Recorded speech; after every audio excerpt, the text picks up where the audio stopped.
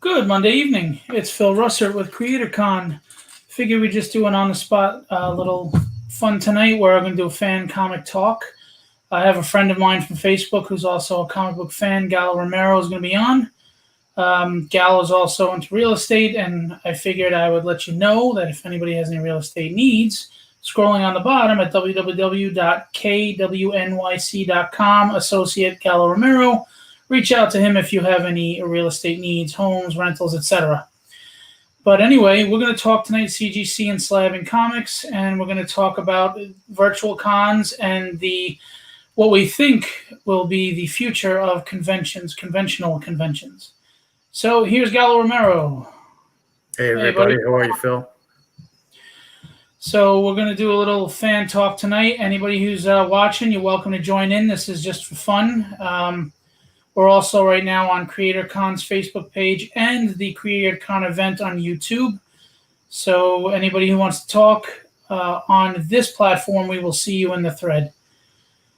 All right, so talking about CGC and slabbing. Now, there's a lot of people that are against CGC and slabbing, and there's the argument of true collector versus the investor, and then there are people like me who do understand the need for it but still don't like it because I'm a reader collector. Gallo, you are a believer in CGC, actually pretty knowledgeable from what we've discussed. So I guess we'll sit here and just talk the pros and cons. Let's hear pros from you. I mean, why do you feel that CGC and slabbing is great for the industry?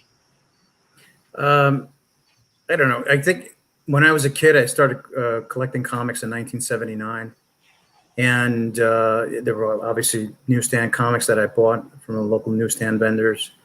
And I wasn't introduced into an LCS until about 1981 or so. And I started noticing the different prices of back issues. And I was just curious why, some back issues were more expensive than others. And then I saw the Overstreet price guide and came to understand that, oh, wow, comics have value. And suddenly that light bulb went over my head, and I realized that if I took care of my comics, that they potentially can grow in value over time. And I didn't get into the CGC or know about the CGC or even third-party graded comics till maybe 2006. And during that time, I think I stopped collecting comics in the early 90s when I was in college. And then I didn't get back into it until about the 2000s. But I was looking for something new, something interesting. I don't know why I was bored of comics, but I was. And it was the CGC that really brought me back in. I think I was scrolling or trolling through eBay, and I saw like some of these CGC comics. I was like, wow. And I saw a Swamp Thing #1 for sale, 9.2. And it just kind of grabbed my attention. And suddenly I felt like I had to have it. It's like, as a collector, that when you see something you really desire, you must have it, and collectors will pay more for intrinsic value things, not necessarily for investment purposes. But when I saw it, I had to have it. I thought it looked beautiful. It was slabbed. It was protected. And when I was a kid, I was very meticulous about keeping my comics in great shape. And these guys come along and they're very knowledgeable people. They have professional graders look at your comic, authenticate the comic. Let me ask you real quick. Yeah. Professional graders. I mean, and I don't know, but what kind of training do you get to be a professional grader? You know what I mean? Like, what are they putting these graders through that we're putting our trust in them, that we're shipping off our book, spending the money, it's going out to the CGC company. And again, I'm not saying this to knock CGC, the company, at all. Just for informative reasons, where is the education? What kind of grading school do they go to that these graders there? Because I remember when I went to comics stores as a kid, you had Overstreet price guide, and like you said, you went up to the comic shop dealer. You both pretty much knew what the book was worth. Then you looked at the condition, and you went down from there, and they would decide if they want to take money off. And it was that back and forth with the comic dealer where you felt you had a little more control over the value of the book. And then later on, Wizard came, and their prices were crazy and silly, and there was that versus Overstreet and all that. So with the comic guide, CGC grading, do they go through any education or something? I mean, where do they get these graders from? That I can't say. I don't know if they go through any kind of training, any kind of certification, but I understood it from the website of CGC that it gives you the impression that these people are trained, that they're industry people, they're hired after they go through kind of a rigorous kind of recruitment. And I don't think just any candidate can go forward and say, I want to work for the CGC.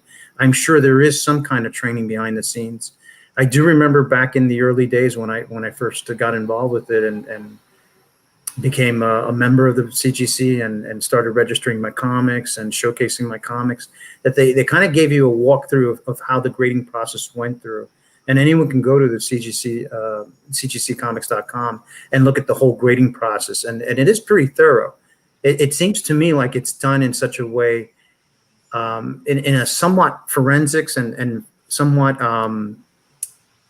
scientific approach towards grading paper, grading material that could be put under a microscope, that could be put under certain instruments that could detect whether there are water stains, whether there is something that's not visible to the naked eye. And it goes through 3 different handlers that perhaps, I think what they do is each handler has like a list of defects that they may detect on the comic itself. They go through page by page, cover by cover, and they determine what those defects are. And they have a grading system based on that. But none of the graders' notes are shared with the other graders. Right. And therefore, they come to a mutual consensus. So in that sense, it's fair. It's not like we're colluding with each other to determine, hey, what was your opinion on this? What's my opinion? It's not like that, from what I understand. But nothing is perfect. This is all based on opinion. Who can really say whether a comic is a 9.8, a 10.0, or 9.6? Because I'll tell you, I had a few slabs that came back lower than I expected. I had a few newsstand editions that I thought should have been graded much higher than what came back. But maybe they saw something that I didn't see. They could have seen a rusted staple. They could have saw a small tear or foxing or bunting or something that could have affected the condition of the comic. And, again, I'm very, most people are attached to their comics, right? So they think that their grade is better than what it is. It's kind of like being a real estate agent. I walk into someone's house and the first thing they tell me is my house is worth a lot more than the other guy's house. And, sometimes you have to tell them the truth, Well, again, though, with the CGC, another thing is it does open up also the pressing agencies, the pressing companies. Now they're pressing books and they're cleaning books and and other things. But CCS, I think, is their go-to pressers. See, me, I'm a collector, right? I have Silver Age. People think I'm crazy. I have like X-Men #2. I have I have almost the whole run of X-Men at this point. The first Vanisher. What's that? That was the first Vanisher, I believe. Exactly. And I have, and the thing is, I don't have it graded. I just feel like putting a book in a coffin. I can never open it up again. I can never look at it. It's tough. I mean, I do understand CGC. Like now that we're in the world of online buying and you're buying a book online, the grading helps a lot, because you could get scammed. Just at a picture. You don't know if, like you said, there's fading that you can't tell from the lighting in the picture, whatever. So I do understand a need for CGC, but I also feel that the slabbing and the grading has kind of made this an even more cutthroat business than what it was. I mean, it was always a business. But, we grew up loving comics. Comics were fun. Comics were our escape from life. And, obviously it was a business, but the business side was kind of hidden. It wasn't exposed. And I feel like between variant covers and CGC and slabbing and pressing and all this stuff that's tied into these financial numbers, has, for me anyway, as a fan, kind of tainted the whole business in my mind. I mean, there are people that all they are flippers. All they are looking to make the money off the books, investors. They're not even collectors anymore. And these are the guys that, it's kind of like with toys. You can't just go in and pick up an action figure anymore. You go into Toys R Us and that dude cleaned them out of every case because he wants to turn around and sell them. And I feel like it's cheapened it for the average reader and the fan and maybe the old school person. but I do see some places where you need grading.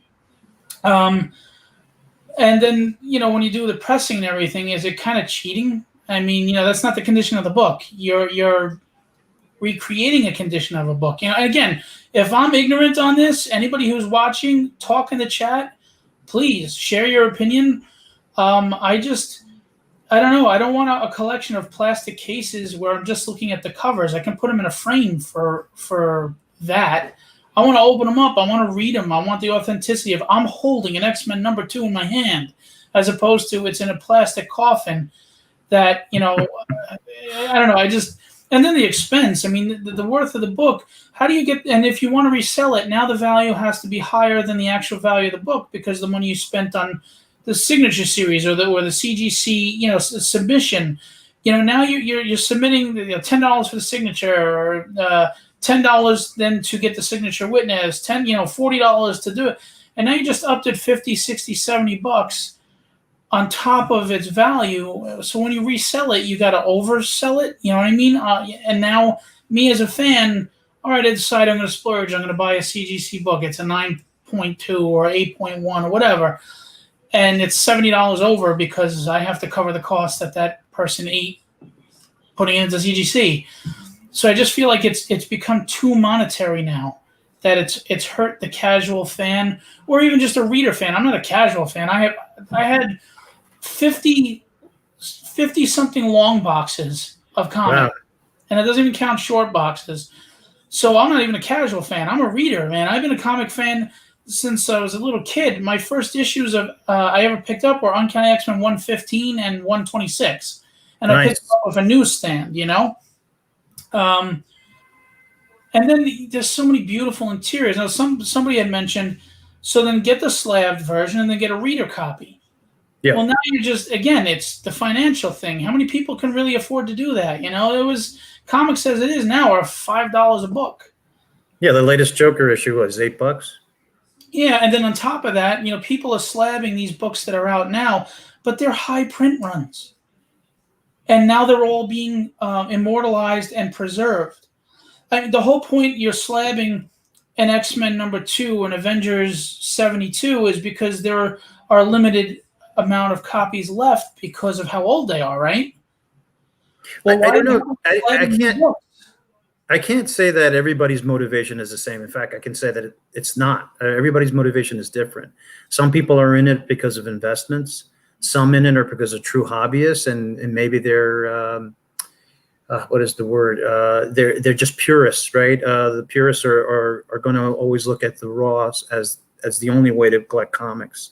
Right. And then there's others that say, well, how about if I marry the two and say, look, I can invest in some, have them graded and slabbed, and maybe it does bring up the value, and it allows more warranty and guarantee that this is the real McCoy, and it's been appraised in some ways. And when I say appraised, not the value, but the grade itself. Someone has a third party has professionally graded the comic, determined the grade of it, and also determined that it is not a counterfeit. They were counterfeits of Erie #1, the 35-cent Erie. If people have been defrauded of their monies with that, and I think it was Cerebus #1. There were some counterfeits that were floating around in the early days. The Teenage Mutant Ninja Turtles #1 was also printed more than once, and I think there were a few counterfeits going around. And those are rare examples of counterfeits anyway. It's not like every comic is counterfeited. Like you said, hundreds of thousands of comics of any particular issue are out there, and they're easy to get your hands on, and they're probably not counterfeits. But when you are looking for some of the Silver Age, the Golden Age, and all the key comics that are selling for high values, you want to make sure that if you spend $1,000 on a raw comic, that you're getting the right thing. That you're. I bought a comic that was raw. It was the first appearance of Cyborg. DC Comic Presents #26. I bought it raw, sight unseen. I mean, I saw a carousel of photos off of eBay. The guy said 9.8, submit it to CGC for 9.8. It came back. When I saw it, I said, oh my God, this guy took me, for a ride. And I was very irate about it. It wasn't a 9.8. At best, it was a 9.0, maybe an 8.5. It was just, it was. The grading is very like it's such a big drastic change with just like a 4-point difference. Who determines the value based on the rating system? The value is determined by the market, and there's a lot of apps that follow these third-party graded comics and how they're sold electronically over eBay or other auction houses. Manipulated. Someone's putting it out there that this is what it's worth, and then everybody jumps on board and follows. And it's supposed to be based on fair market principles. In other words, if you're the seller and you list a comic at a certain price, you're going to get people to either react to it in a positive or negative way. You're either going to sell that comic or it's not going to sell, just like someone's house. If I think this house is worth $1 million and there are other properties of equal value out there for less, then I may have to kind of bring my price down to match what the market is dictating. I guess that's my point, is your comparison to the market, as accurate as it is, to me is the problem. How do you mean? Because it's all about investment. I didn't collect comics for investment. I collected them for their pure enjoyment. And personally, my collection, which is probably worth a lot of money, it's going to my daughters. And if they decide they want to sell it when I'm dead, then go for it. If they I have yet to hear someone from the CGC or anybody who likes CGC stuff to tell purists to say, hey, don't buy any more raw stuff, and don't collect the way you. We don't interfere with anybody, and I never told anybody, hey, you're making the wrong decision by buying something raw. I'm just telling you that I really enjoy it. I just had this fascination with comics being preserved and encapsulated, when I was a kid, this is all I wanted was comics. Right? I read. We grew up in a time period before the internet. We grew up in a time period before cable television. We grew up in a time period when maybe video games were just emerging, and this is something that we as children or as young teenagers, this was like a pastime of ours that I don't think kids get today. We actually read our comics and we treasured them, and maybe this is a way to kind of preserve them for life. And it is unfair that perhaps you can't open the comic anymore, but the main two publishers and all their publishing companies, they have volumes of reprints. Some of them are beautiful remastered works, and you get to collect them and read them like a book, or you can get the digital version of them. And I have a Nook, and I downloaded various Golden Age runs and Silver Age runs on my Nook, and I can read it on my leisure. I can take that whole library with me and take it to the park and read. And knowing that my comic is preserved at home and it's safe. I've had a few comics, by the way, that got injured, like you just drop a comic or you're trying to store a comic and something happens and it just gets injured. And I don't know about you, but when a comic of mine gets injured, I freak out. So, I'm like, oh my God, what? It's why? Why is that? Why do we freak out about the condition if we're not interested in the value? If it is just a simple matter of this is sentimental value, so then the condition doesn't matter, because if you read it and you read it to death, it won't preserve its original condition. It'll be far less than that. So what's the big deal, right? So if somebody were to spill something on it or rip it by accident or draw something, no big deal. So long as the integrity of the original the story is still there, that's fine. But I don't know why I developed this insane kind of, don't ever look at my comics, don't touch it. It's like, you ever see Spinal Tap? Don't even go near that. Don't touch it. You know what I mean? This is my guitar. Don't even look at it. That's the way I am. And you can ask anybody around me that knows that. I love my comics to be protected. Well, Dante, he likes digital, but it's not the same. I have to see. I'm old. I'm going to be 48 in 2 months, less than 2 months. So I'm old school. I'm with Dante. It's not the same. I like the smell of the book. I like the feel of the book in my hand. I like seeing the color off the page. I mean, I even like the old faded color that you had in comic books as opposed to this digital clarity now in a book. I like books. I do. I like to hold them. Just like I don't even want to do a Kindle for a novel. I want a book. My wife, she's reading off a Kindle. I have a book case full of books. I like books. I used to take a subway to work for about 2 hours. That was my commute, and I'm not going to take a comic book on the subway. So I would take my Nook. I read Watchmen, V for Vendetta, I read Identity Crisis. I read a ton of stuff, all the Marvel like big events. You know, I read Rise of the Green Lanterns, or all the stuff.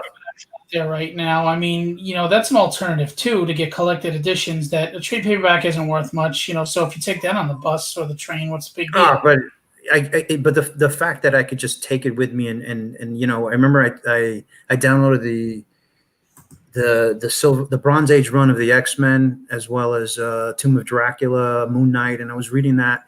Like when I was going to work, I was reading the Moon Knight. When I was coming back from work, going home, I was reading Tomb of Dracula.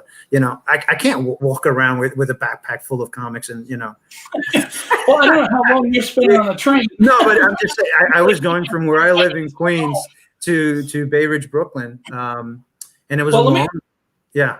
Let me ask you, going back to before, though. I mean, you make totally valid points about CGC. I understand. I do know there's a place for it. I don't like the overemphasis that's been put on it lately. This is just me. But what I want to ask you is, but we're talking about preserving the value of a book. And, again, going back to Silver Age, Golden Age, even some Bronze Age, those are older books, and there's a limited amount of them out there now. And with all the natural disasters that have happened, a lot of collections have gone in the last several years. There's even less. Yep. But we're going nuts slabbing these new books that they're inflating the prices because of a possible movie appearance or a first appearance of a character that they're hyping up that winds up being nothing. And people have spent all this money slabbing these books when there are so many out there. If they're now preserved and there are so many copies, are they going to have value? There probably will be a bubble. And, I think we had a bubble in the 90s, right?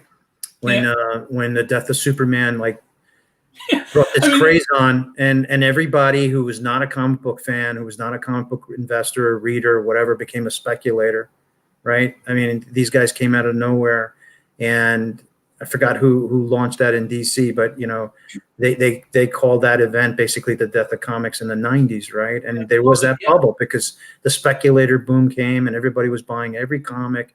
And they were heading to every LCS they could find, every new number one. They were buying it in droves, speculating on all these Rob Liefeld comic books and Jim Lee comics. And my God, I mean, wasn't it the first X-Men issue that Jim Lee illustrated for Marvel that is considered like the best-selling comic book? X-Men number one with the fold-out cover is the most sold. It was a couple million copies or something like that. Yeah.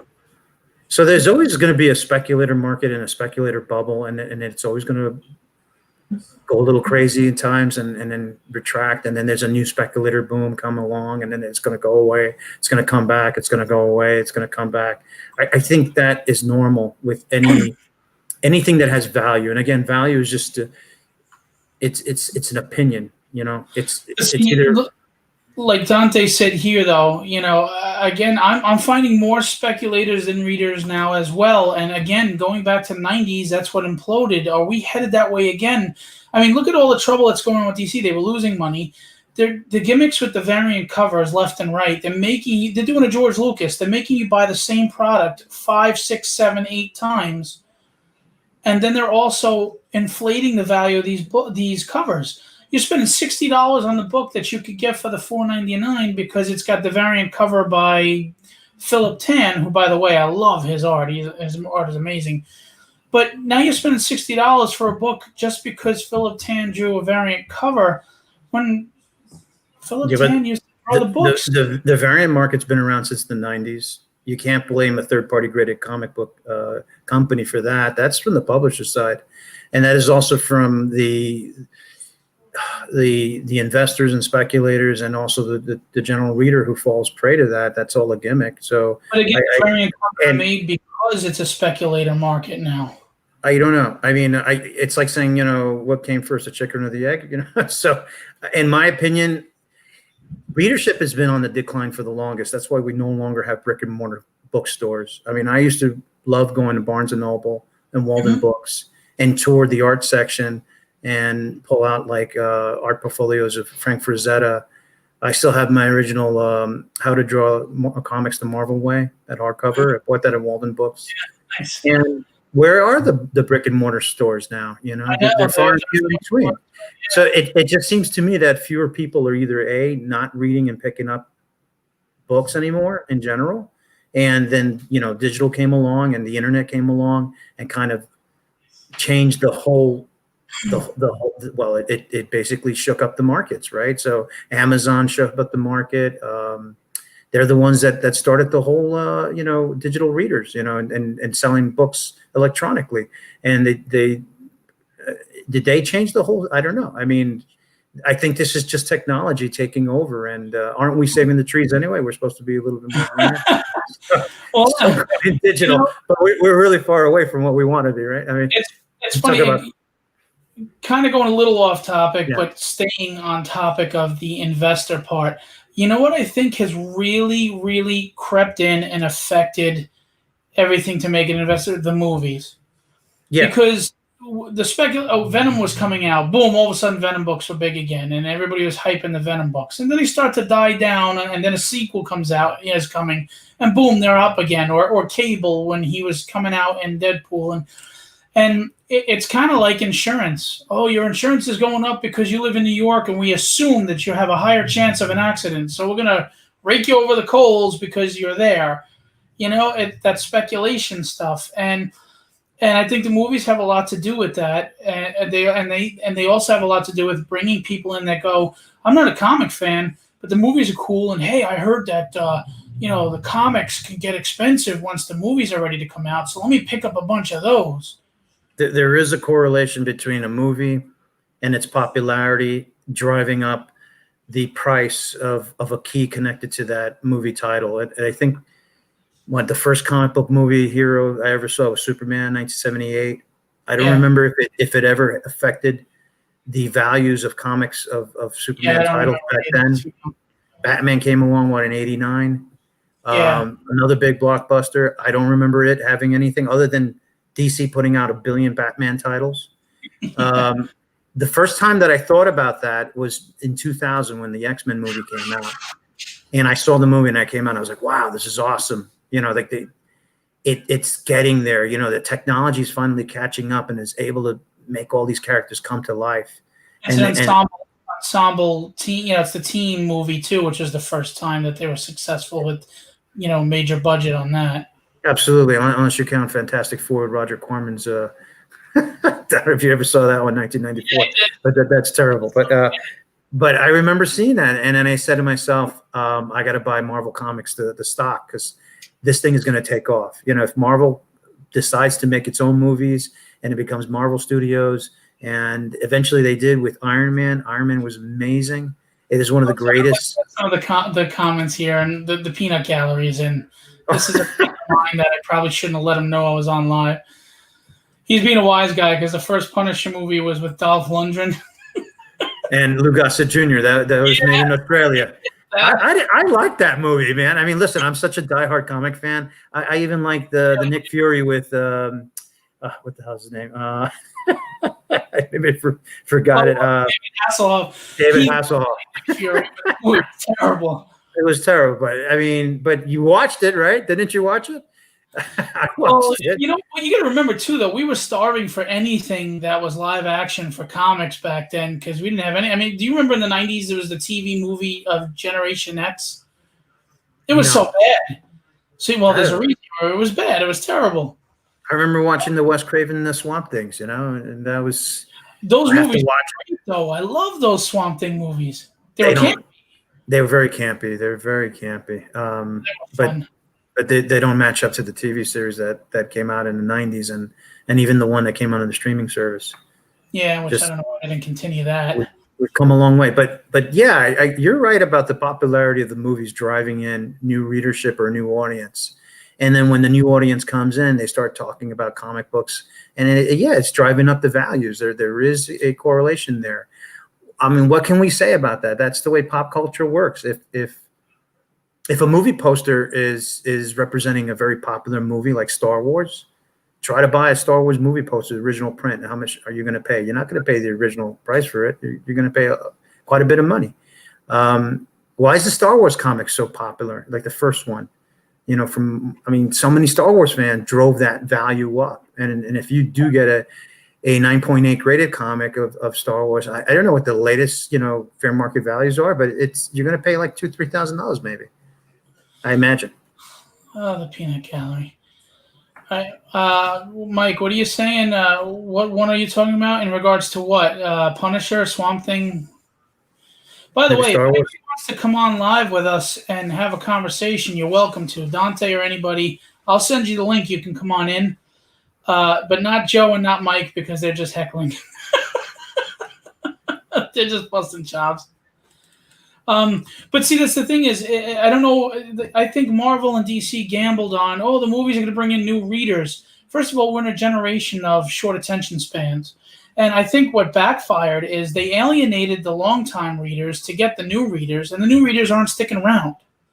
And then what they did was they pissed off the old readers, and a lot of them are dropping off with the current content and the way they're writing things. And I think that caused – I mean, this is just my opinion. I don't have any stats to back this up. But I feel that's what happened. They alienated the old school, old-time, long-time readers from, the Silver and Bronze Age in an attempt to get new readers. I mean, think about it. With all the lack of continuity, the reboots every 12 issues with a new creative team and starting at number 1, that alienated the old-time readers. And they did it because they were trying to make it easy for new readers to jump on, thinking that the movies would bring the interest to these people. These people would jump in and buy the books. And the problem is, I don't think those people really bought it. They didn't come on, they didn't start buying, and they didn't stay with it. I mean, maybe you caught a few, but the few that you gained, you lost probably that much, if not more, from your old school readers when you started doing all these reboots and everything. But what you did get is a lot of investors jumping in. You remember the first successful reboot? It was the Silver Age DC characters, right? With Flash coming in and showcase number 4. And then Green Lantern showcase number 22. And then it just kept coming and coming. They changed it up, and it was very popular. And then Marvel came out with their brand new line of comic books. And the thing is, there's a new generation of readers and a new generation of kids and adults that want to come in and pick up. And maybe they don't know the canon. They don't know the whole history of some of these heroes, but they want to jump in at some point. So do you blame a publisher for saying, well, let me allow this. Let me allow somebody to jump in now. And maybe some of the older audience understands the reasons why we're doing it. They have to be flexible too. But I don't think you should expect your longtime readers to be quote unquote flexible in that sense where you're outwardly doing things that are alienating them. I mean, there could have been a middle ground. For example, they have all the Ultimate line, this and that. The Ultimate line's basically where they took most of the movies from, but then they were taking storylines from the regular continuity. Like Thor took how much did they take from Walt Simonson's stories? But the Thor image and and everything first was like the Ultimate Thor in a way, And it's you can't have it both ways. You want to do a comic book series, the MCU, version where they can get the Robert Downey Jr. lookalike Iron Man or whatever. Why didn't you do that and get the readers on board there instead of making them changing everything that we read for 30 or 40 years to suit that? And I'm not getting into specific storylines or specific things, just the rebooting alone, the every 12 issues, changing creative teams. And then, of course, there were business decisions that they want to lock in writers to long contracts, but artists, they want to just have them come in, they want to get the guys at the cheapest page rates, have them do a couple of books and then move on to the next artist. And how many times you looked at a cover, said this was fantastic, and the interior art, unfortunately, just wasn't up to par. And I mean, no disrespect to any artists, but it wasn't up to par. And and look, this is a visual medium. You're reading a storyline, you think it's great, and then you open the next book and you're like, oh man, I can't get into this art. It kind of ruins the experience. I mean, look at League of Extraordinary Gentlemen. Fantastically written book, but you have to be able to get past the art to enjoy that book. I liked it. I mean, You're saying that the art interrupts the story for you, or For some, yeah, you have to really be able to get past the visual if you're not into that art in order to enjoy the story. And it's such a well written book. It's a great idea. Of course, it's fantastic. if you have trouble with that art, then you would have trouble with From Hell. So Yeah. But obviously. you know what I'm saying? And But I grew up. because art is subjective. So Yeah. you know what someone doesn't think is that good, somebody else is going to love. When I was young, I think I hated Jack Kirby's artwork. I didn't understand the love and appreciation that I learned afterwards. Like when, I was like, why is everybody into Jack Kirby? What is so special about Jack Kirby? I just thought his art was wretched when I was younger. I love Neil Adams. I love Keith Pollard. I mean, Bob Layton, all these like great artists, in my opinion, Buscema and George Perez, these guys were great. Frank Miller came along and I was like, wow, this is cool. I was more I got into comics because of the artwork, and then I started reading the stories. And there was these great artists in the 80s that really changed it up. And then later I started delving more into the history of comics. And then I started realizing when I understood the sequential storytelling. Yes, exactly. When I started understanding that Jack Kirby was a director, Yes. and this was his movie project. And every day he was bringing in a new depth to the story, the Marvel method. No matter if Stan Lee said, hey, do this, do that, he did it his own way. And the great amount of details that he puts into his comic artwork and the emotions and the action. I mean, there's nobody who can really make a comic character or someone in that comic page come out to life. It's almost like a 3D image popping out at you. And now I realize, wow, that guy was a master. And all the stuff that he created, I mean, it's just, but I learned that more as an adult than as a kid. So right. Well, doesn't answer your question, but no, but you're absolutely right. I mean, if you look at his art, obviously it's not up to the the anatomy that you see today, but we're talking about in the 60s, and this is new and exciting. And he was the forefather. It's kind of like the Beatles. The Beatles, they do a 4-chord jam, right? Basically, they had great harmonies, but the music was not complicated. But nobody was doing that back then, and they are the forefathers of that harmony and that melody and that catchy tune that's out now. So it's relative to the time. And his, like you said, his directing, he was creating that sequential art, the kinetic energy in panels that you hadn't seen before, because artists were doing panels, but they were like stills in each panel, where he was giving you this kinetic energy that was just flowing from panel to panel and telling that story. And Dante mentions one of my favorite artists, Dave Cockrum. Oh, I wish I got to meet him. Dave Cockrum was amazing. And, of course, he created my favorite character in the world, Nightcrawler. Nightcrawler was supposed to be a DC character with the Outsiders, and so was Storm, but she had a different name, and she had a black afro, and she was like Triplicate Girl. She could make 3 copies of herself, 2 copies of herself. And DC rejected both of them. Nightcrawler was supposed to be this demon that was cast out of hell, and he was like really curmudgeon and pissed off and cranky, and they just didn't like the idea. So when he went to Marvel, Marvel's like, well, we love the aesthetics of the character. Why don't we do this? Let's do the opposite. He looks like this mean demon. Let's make him this charismatic, charming, fun-loving guy. Just, totally throw the opposite, which is another thing that Kirby and Stan Lee did. Kind of like an Errol Flynn, right? Like a swashbuckling kind of yes. cavalier kind of guy.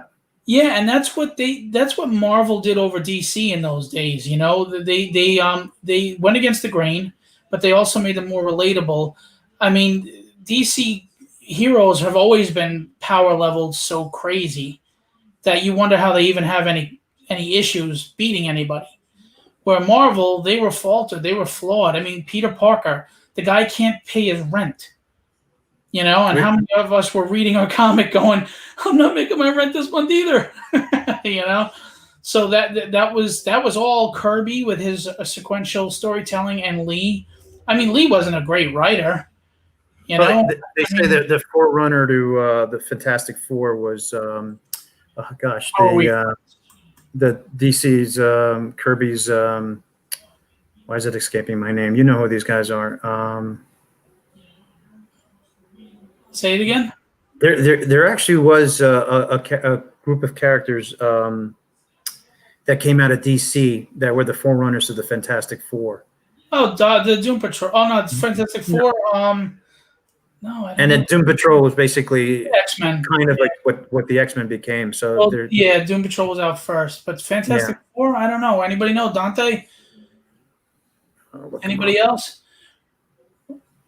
12 quiet, shy people out there. Come on in, talk with us. We're just hanging out. This is comic. I'll look it up. Well, anyway, where were we? Well, we started going off about away from kind of the CG thing, which is fine because it's a good conversation just overall about comic fandom. Challenges of the unknown. That's it. That's it. They even just revamped that with my friend V. Ken Marion recently, and it only went, I think, like 6 or 8 issues, but I knew Dante would know. There you go. Yeah, I think these publishers, they've exchanged ideas like Swamp Thing and Man Thing.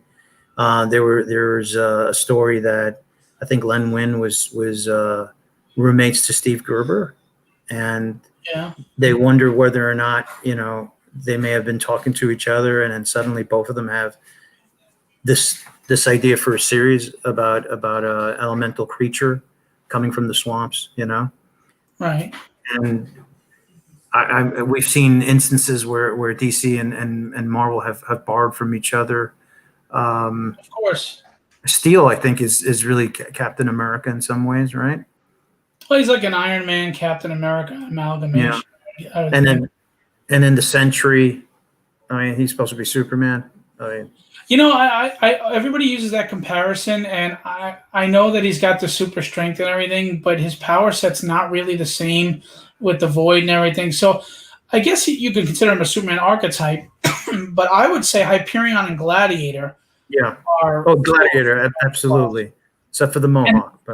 And well, they even said that he was supposed to be Marvel's Superman. They did that intentionally. He looked at it. I remember seeing a couple of Fantastic Four covers where he guest appeared there, and he looked like Superman.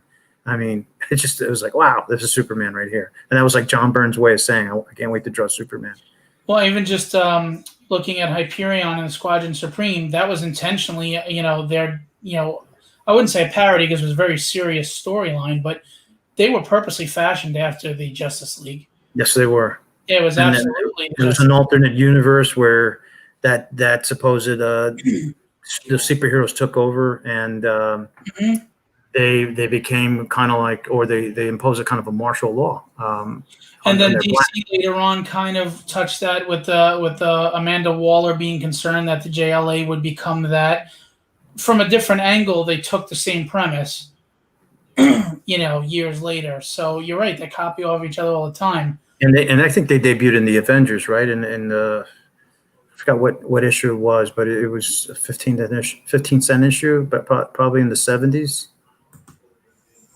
Dante had said that Paul Jenkins used Superman as the inspiration, but he intentionally made the Void and the mental issues to humanize him, which is a good, typical Marvel way of doing things, humanizing them, making them relatable.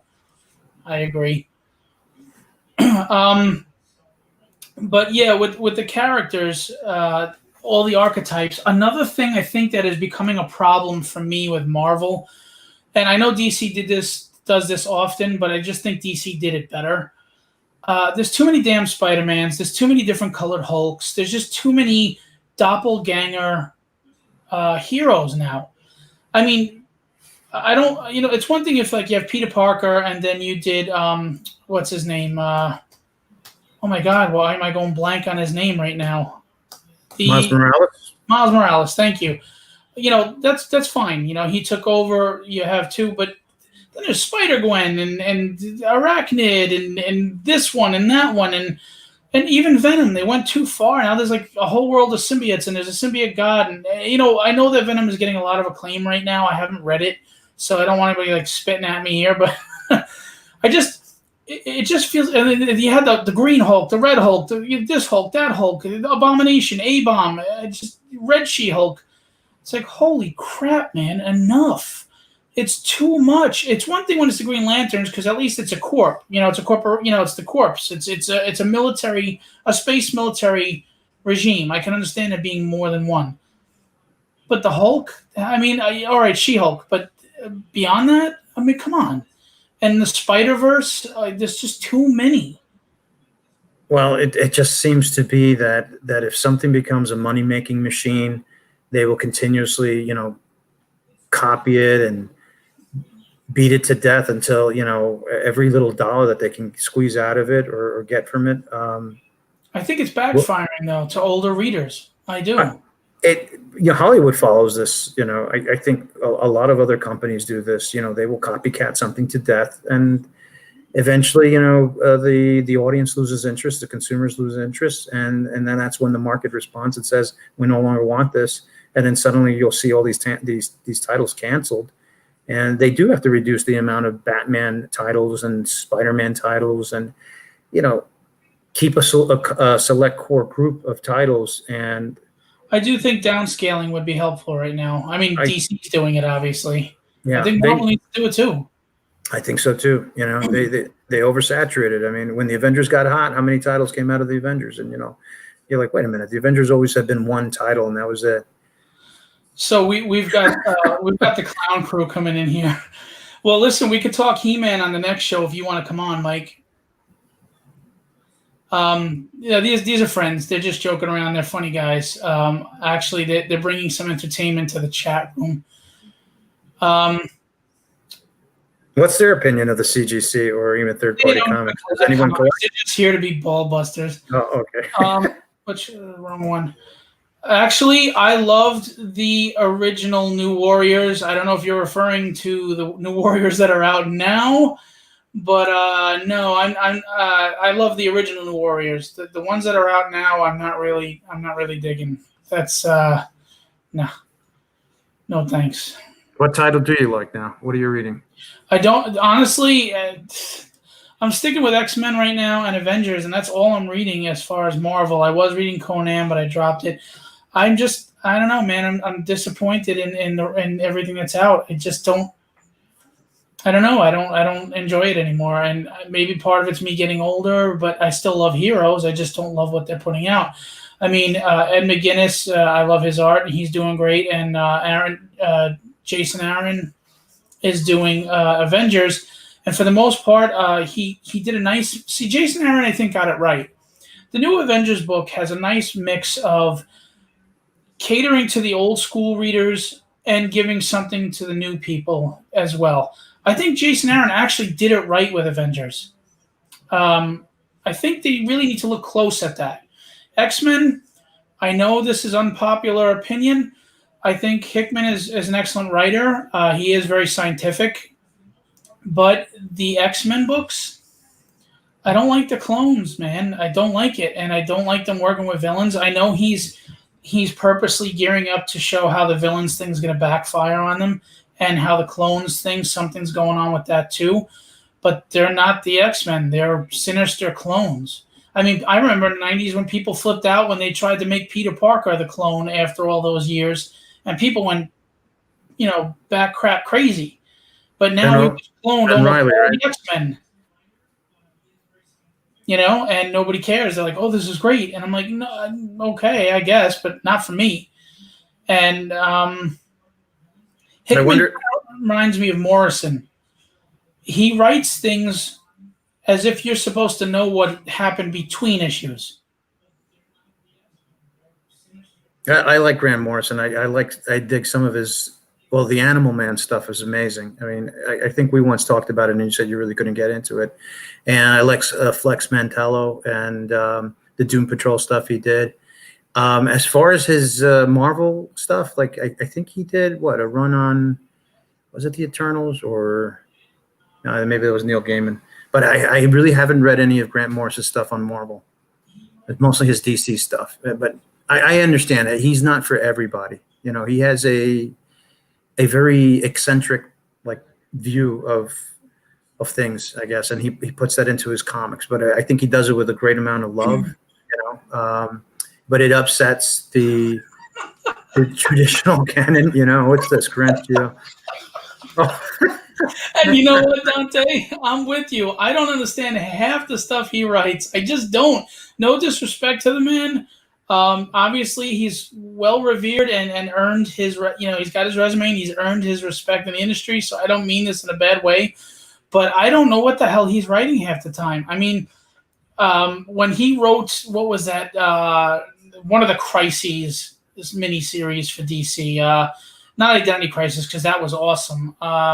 Final Crisis. Yeah, it was Final Crisis. It was so confusing to me. And again, it feels like he's writing something in the sense that I was supposed to connect the dots between what happened between issue 3 and 4.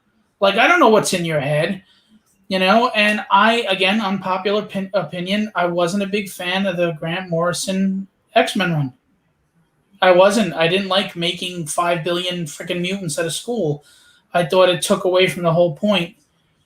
I can't comment on it. I didn't read it. I apologize for not reading that. I haven't paid enough to Phil's.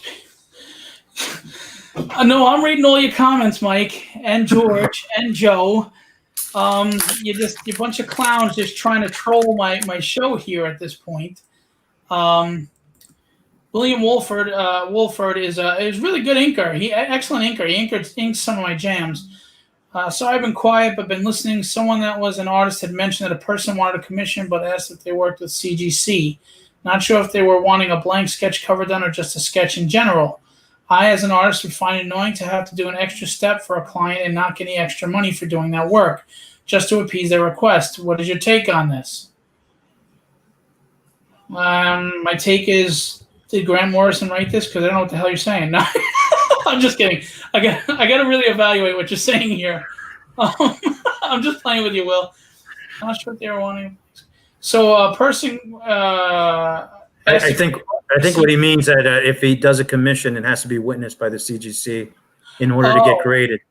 And I don't know much about that. I hear a lot about that. Yeah, no. Well, like my show has witness signature series, etc. There. Look, I mean, that's the artist's discretion. If they're gonna have it graded, and you know that, you can charge extra for being graded if you want to. Some artists do that. Writers will do that.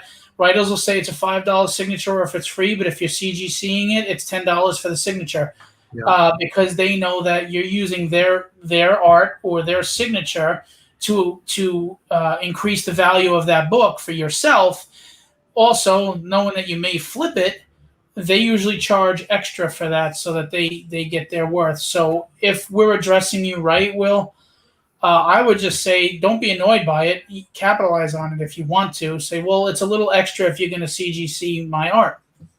Yeah, that's it. The CGC always sends a newsletter out, and they're always pairing up with artists and signatures and signings and getting fans to respond to what commissions are available from which artists. And if I was him, I would definitely reach out to the CGC and say, what's this all about? How do I get involved with it?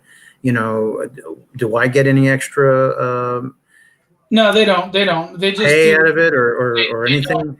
No, they don't. That's the point. Like, these guys will do a sketch cover, and then someone will sit there and get it graded, and the value goes up based on their signature and their art on it. You just take a regular issue, or whatever issue has been blank sketch covered, and and a lot of people are flipping these. So if an artist or a writer knows you're going to flip their work to make $1, they're going to charge you more. And flippers are the reason why art has gone up, and why you're paying for signatures in some people now that used to be free. Or some guys used to do first 5 are free, signatures are free, and then after 5, just because I can't have you bring 100 things to sign, then it's like $5 a book. Well, a lot of people are going away from that now, and every book is to be paid for and signed because they don't trust it's not going to be CGC'd, I can't say that because you have to have the signature series. But if you're going to have a witness there, then they're going to charge you extra, knowing that you might flip it. I've been to a couple of Comic-Cons, and I've been online to get some things signed. I think the first time ever was in 2012. And I got Dave Gibbons to sign a Green Lantern 185. And who else signed that? Oh God, I forgot his name. Joe Stanton, and it was the only comic I had with me. I didn't bring a stack of comics, but I had noticed that a lot of people were online with stacks of things for Dave Gibbons, And I offered money, like I figured that was normal to offer something for the signature. And he said, no, you're just one signature, no problem. But behind me, there were a long line of people with Watchmen stuff, and this, that, the other thing, whatever Dave Gibbons had his name attached to. And they know usually too, because like if the new Venom movie's coming out and you're coming with a bunch of Venom books to whoever, Dave Michelini, for example, I think he's pretty smart, smart enough to know that you're doing this for investment value, as opposed to if you just brought one of his more obscure titles, or you brought, Demon in a Bottle to him, and that's not big right now. He knows that that's a fan that just wants a signature on it, Exactly. But if he used to sign everything for free, but then he didn't pay his taxes. Sorry, I shouldn't have said that. If he's watching, he's never going to do my show again. That's funny. But the tip off for the writer or the artist is that if you're getting something witnessed, then you have to be accompanied by the volunteer. So the artist will realize, who's this guy watching? Well, he's with the CGC. He goes, so give me some extra money for that. I've done it. I mean, I've had some artists sign some books, and I was going to take it for witnessing, and and I told the artist, and I gave them extra money for it. But what I normally do is, to make it worthwhile, if they're selling something there, I'm going to buy some stuff. If the artist, he or she's going to sign 10 books, I'm going to buy some stuff that they have there. I'm not just going to say, hey, sign this, thank you very much, have a great day. The only guy who never asked me for anything like that, and he was really, really cool guy, was Mark Silvestri. He signed like a stack of comics, and he didn't ask for anything in return. He is nice. Well, but now he's got an agent, so that might change. But I spoke to him last Comic-Con, and he was like, yeah, I'll do your show. I'll be happy to come. But I got to go to his agent, of course. Yeah, Joe, Alex Sinclair is actually going to be on my Q&A next month, September or October. But Alex will be on. Alex Sinclair, the colorist, and he does mostly DC. He's doing DC. He does a lot of Batman. He's done mostly Jim Lee. That's Jim Lee's colorist, but he's done other stuff. He's doing Superman with Prado and Ivan Reis and Michael Bendis right now, and he'll be on the show. He's a really nice guy. He's a really nice guy. Alex Sinclair. I can't say enough good things about him. I can't. I'm not going to get into details, but he was very kind to me when he came to my show, and he's always been responsive to me, and he was happy to come on the Q&A, so he's very, very, very good guy, very nice guy. Bother getting this thing. All right, so I'm also trying to address some of the people in here. I got to the point now that I don't bother getting things signed anymore, and if I get things slabbed, it's because they are cool covers or stuff I want to hang on the wall and display. See, I can get with that. I can get with that. I understand that. I mean, don't get me wrong. There were some variant covers. There's some covers that they're gorgeous, And if Philip Tan does a cover, I want it, Which, by the way, I think Philip Tan is probably the most underrated artist in the industry. This is a guy that should be Jim Lee status, in my opinion. Yeah, I'll tell you, one of my holy grails is a Fantastic Four number 48, the first appearance of Silver Surfer.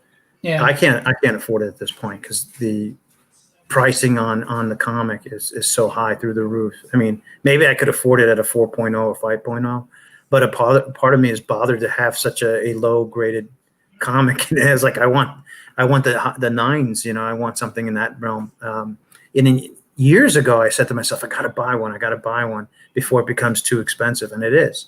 And the Silver Surfer run, like the first 3 issues or the first 4 issues are some of my favorites, and I can't afford them right now. I mean, they're just expensive. I think a 9.8 Silver Surfer number 1, I think sold for $33,000. Oh my God. Yeah, it's just like, wow. Okay, that's just as crazy, It's just like, holy smokes. But I get it, like it's not for everybody. The most I think I paid for a comic, yeah, it was like $2,000, I wouldn't go beyond that unless I was rolling in the dough. You know, if I was rolling in the dough, I'd be like Nicolas Cage buying all these comics. And then Charlie selling Sheen. them all because your wife told you to, wouldn't it? Hang on, it's timing. I gotta get a fan on. Well, you know, by the way, Joe DeMarco, he actually did say that you were all very helpful.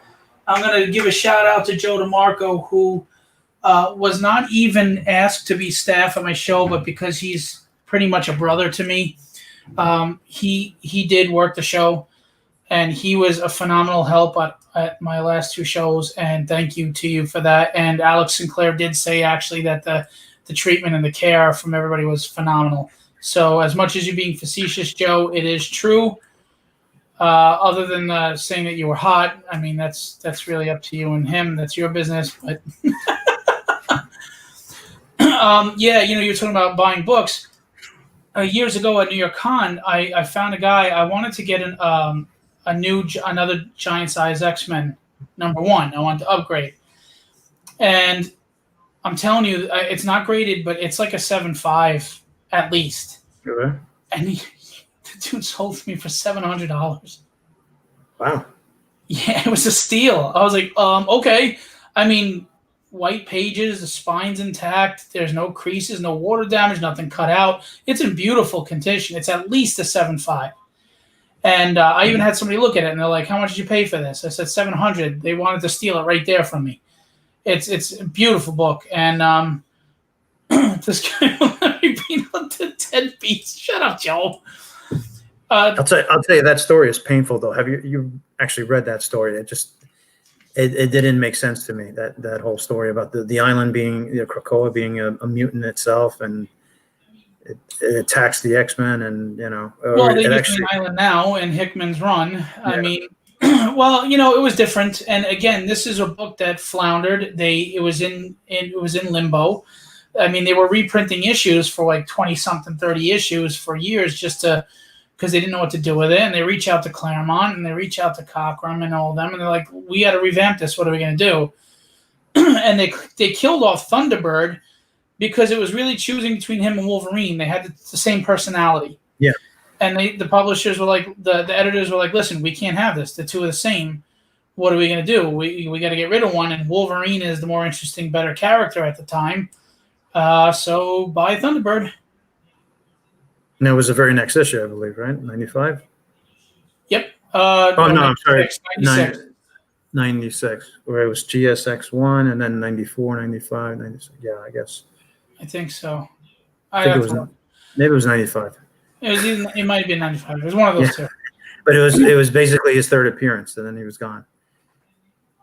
Yeah. I got to look. I can go upstairs and look. Kai, we're getting old. We can't even remember all this stuff. Yeah, I don't even remember what I had for breakfast. So. No fat jokes, Joseph. So moving on to conventions. Now, I've had a lot of artists, indie artists especially, say to me they think conventions are a thing of the past, that they can stay home without the overhead and make a lot of money selling stuff, getting the viewership online, and they like the virtual cons and things like that. When I talk to fans don't like virtual cons. San Diego's virtual con did not do well. They're confusing to go through. They're not the same energy or atmosphere, obviously. I mean, some people like it, I'm sure. And my take on it is that right now, people are quarantined. There's not much you can do. You can't go out, or if you can go out, people are afraid to go out. So they are, they're making the best of it. So they're spending money they don't have, and they're doing a lot of this stuff virtually. But when there's another option, I don't think it's going to be this popular. When you can go to an actual convention, I don't see why anybody would really be salivating over a virtual convention. I mean, what is a virtual convention? Well, I'll give you an example. Vending, there's eBay and there's Amazon. That's your virtual vending. I mean, really. Art, well, yeah, you go to their pages. They do live art all the time. You could commission somebody at any time, but they still want to go see them at a convention. They still want to see them doing store signings. They still want to meet them, shake their hand, look them in the face, and come back with a story. It's not just getting the art or the signature. It's coming back with a story. I met McFarlane. He was such a cool guy, and I asked him about this, and he told me that. And you know what I'm saying? That's what you're missing. It's not as personalized. It's like social media. You're living vicariously through someone else's life, watching all these carousel photos and videos, but you're not really getting a true engagement. But the only reason why these things are happening is because there is a pandemic, and unfortunately, the authorities say that we have to follow these guidelines and not interact in mass, and we have to be wearing masks constantly, and we can't be in large groups, and we always have to be socially distant from each other, and it is taking away from the fun and excitement of going to a real convention and shaking someone's hand and meeting their idol, whether it be an artist or a writer, or meeting other people and engaging with the fans. I mean, you can't take that away. I mean, it's impossible to replace that. That experience is impossible. You can't go to a virtual amusement park and think you're going to have the same kind of fun instead of getting on a roller coaster ride or reading pop. You know what I mean? So people are adapting right now. They're going with what they have, but when what they have is upgraded to being back at a convention, I don't see this being as lucrative. Like Dante had just said, a lot of LCS, are doing really well with Instagram right now. I agree, because people don't want to go out to a store, or they don't want to wear a mask. And they don't want, they don't want to have to wear one because it's comfortable, or they want to be attacked for not wearing one. So they just don't want to do it. So what's the best lazy way to do it? Okay, Instagram, bang, order my stuff, it comes in the mail. Thank you. I think it's just a bridge. It's a temporary bridge. It's still a way to keep the audience to capture their attention for the moment. Like, let's not forget that this exists, and we don't want you to go away, but we want to do something for you. Until things come back to normal. So this is like the best thing we can do. And I have Zoom, stock, so I'm happy that Zoom stock went up today. I fell in love with Zoom because I use it for my job. If I do a buyer consult or a seller consult, I do it through Zoom, and I can't meet a person in person, without, causing a disruption in that person's life, because they're not sure if I've been, if I came in contact with someone with COVID, and I don't know if they did, Right. So one of the safest ways to talk to someone and engage someone is through this video chat like we're doing now, and until these uncertain times, or until we get past them and a vaccine comes out or things get better somehow, we're going to have to deal with it. But I'm for the virtual con. I'm not saying it's better than the con. No way. Is it better than the real thing? Absolutely not. I miss conventions. I miss amusement parks. Right. I miss concerts. I miss live events. I miss going to the theater. I miss bookstores. But the bookstores don't longer exist, at least not in New York City. No, they do. I apologize. They do exist, but they're far and few in between. The mall experience is not there. Over here in New York, we got 2 more weeks. I think we get the gyms back. Well, is that the case? Because we can bowl today, but we can't go. Well, finally we're getting somewhere, right? We can do. I don't want to go the COVID route, though. We're supposed to get away from there. So, what I will say, if I may redirect you, if you look at like the 3 entertainers here, I'm not talking about Dante because Dante's actually part of the conversation. If you look at my 3 buddies here, the Peanut Gallery, joking around and stuff is great. It shows you. People want to feel relevant. They want to feel included. They want to feel involved. What better way than being there live at a show? Because online, if you're one of 300 in a chat, I mean, my chat room is small, but imagine you're in Tyler Kirkham's chat room and there's 300 people scrolling up and down. He's overlooking you. You don't feel the connection. You don't feel recognized. People want to feel recognized. They walk up to their creator that they love and they admire, and they want recognition from that creator that, hey, I'm a fan, I'm a somebody, my name is. They do. And when they walk away with their story, it's association. You know how it's guilty by association? Well, it's also fame by association. I met McFarlane, so that makes me somebody. I mean, that's just the psychology of it. We're all guilty of it. That's not me judging anyone or putting anybody down. It's just the psychology of it. And that's just the truth. You don't get that. You don't get the full experience. I agree with you. But if you're in another part of the world and you want to attend a convention and you can't, I guess the virtual way of doing it is one way to interact. Nothing. It's better than nothing, but I don't think it's going to be this powerhouse that some of these guys think once conventions are back and people feel safe and healthy. Me personally, I keep getting asked, when are you doing a convention? When are you doing a convention? Why aren't you doing one now? I have a friend that's doing one this Saturday, and I hope his show goes really well. I am not doing a convention until I feel it's a good idea, and I'm going to tell you for a million reasons why. There's the moral, ethical reasons, and then there's the business reasons. Moral and ethically, of course, we don't want anybody sick. We don't want anybody dying. I don't want that. I don't want anybody, God forbid, someone walk away from my show and they get sick or they lose a loved one. I would feel terrible. Of course. And then there's the business side. My expenses go up for the safety issues.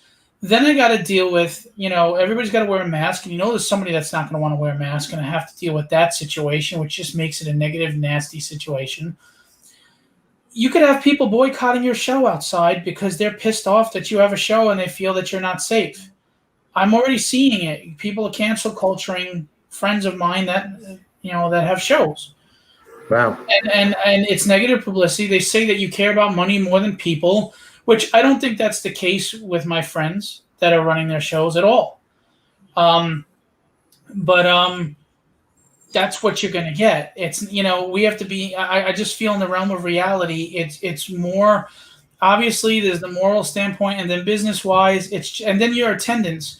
I mean, not only do I have to half the amount that, the people that can come in, but then I have to figure it's going to be less than that because people are afraid to come out. So why would I invest this money for a low attendance? I've pissed a lot of people off.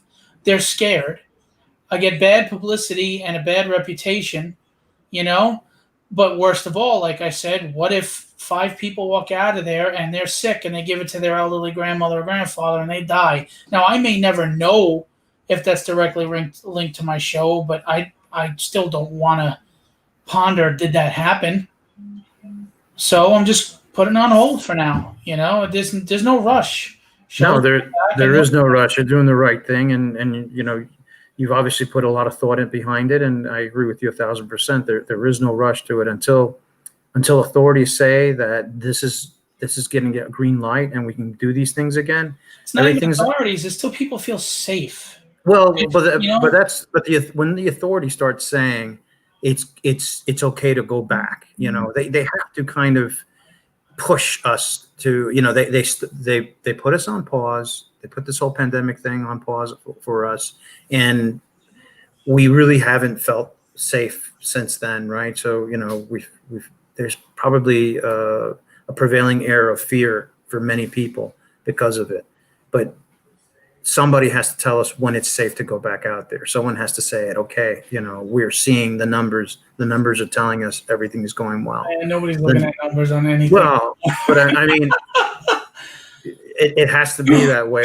where the collective audience suddenly realizes that, what, it's not so bad anymore. We are safe generally. We can take the first step forward, and we're not going to live like this anymore. We can't be living in fear. We can't be in panic mode constantly, and we're social creatures, right? I mean, we need to interact with each other. We need the hug and the shake, and we need to be around people. We need to congregate in groups. A lot of people are going kind of like batty in the house and not getting out enough and doing the things that they miss, And the summer was like so because we couldn't really do the big events that we wanted to do, the social events. Well, Mark Torres makes an excellent point, and I agree. With the pop culture events, which is what he says he's referring to, there'll be a sort of hybrid with the cons. I think you're right. They're going to maximize what they can now, even if everybody feels safe to come out, to try to reach people that can't travel or traveling stuff. They're probably going to have virtual panels, virtual things that you'll have to pay for while having a live convention. I can see that happening, even just as a greedy business model. I can see it happening. I agree with you, but like you said, it would be the pop culture shows like mine that are strictly comic book and artists. I don't think a virtual would work, and I wouldn't want to do it anyway. But because again, the idea is getting the art done right there and meeting. And that's another thing with the virtual. I order my art, and in 3 to 6 weeks, hopefully, or 3 or 4 months, it gets mailed to me. Yay. You go to the con, they're sketching it right there for you. You're walking home with it at the end of that day or the end of that weekend. That's awesome. That's just that you can't replace that. You can't replace that, in my opinion. There's a magnetic feeling in the air when you're in big convention space with millions of people. New York Comic Con is the second largest, right? Comic Con Yes, after San Diego. it is the biggest artist alley in all of New York. I mean, all of America, though. Oh, that's awesome. I didn't know that. Yeah. And, it just strolling through the artist alley and just strolling through the whole convention space and seeing the cosplay people and seeing all the artists and the comic book collectors and all the dealers. It's just amazing. You're just like a little kid in their candy store. There's, I don't know how to explain that exhilaration, but it is there, and it can't be replaced. And then there's the exhilaration of fandom coming together. Like, we're both waiting online for whatever creator we like, and we're both fanboying, talking to each other. We just made a new friend or a connection, Oh, dude, let's share Facebook. We met at the con, and now you're con buddies. And I have a Facebook friend, Rodney Nelson. I met him and his friend at a Jersey con. They're art collectors. They get jam pieces done as well. Different than mine, but jam pieces nonetheless. And we met, and we just kept running into each other at cons. And next thing you know, we started talking with Facebook friends. We talk all the time, and we've even spoken on the phone.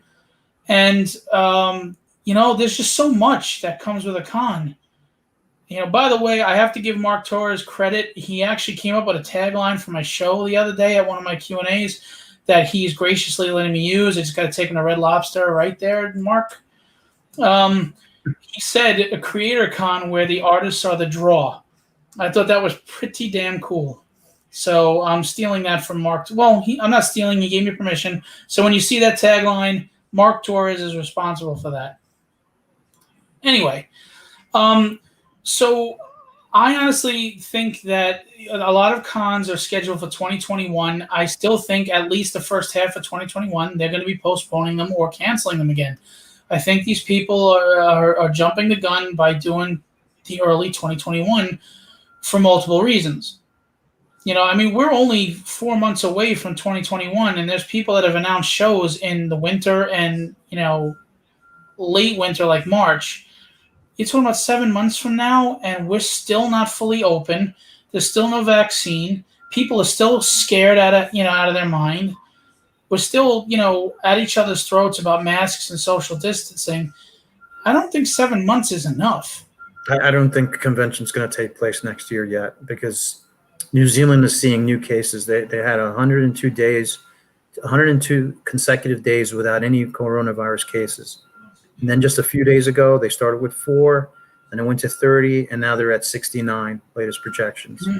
And that New Zealand was like one of the first countries that was very strict with the pandemic shutdown rules. Mm-hmm. And they're an island as well, so they're kind of isolated from the rest of society. Right. I mean, the rest of the world, let's say. And they were able to kind of like close off their the entry points or not allow any tourists coming in and out, But all of a sudden they're getting coronavirus cases, and you wonder why. There's speculation that it's somehow coming in through food imports, and it's somehow that virus is getting in with food and somehow getting to the people, so is it on the packaging? Is it something else? Maybe that assumption is wrong. Maybe they're totally wrong about that, and somehow the virus never left, and it's already in the ecosystem somehow, and now it's coming back. Well, if it's like a flu or anything else, it's not going anywhere. It's seasonal, right? It's not going anywhere. Aren't flus and viruses seasonal? They come and go, and But again, let's going off the severe disease talk. I only bring that up because that's probably what's holding back all these conventions. No, I agree. The chat is going to start getting into that, and although I respect and appreciate all the opinions made, the idea is let's talk, comics and the comic industry and things like that. Do you mind if I reposition myself in another part of my apartment?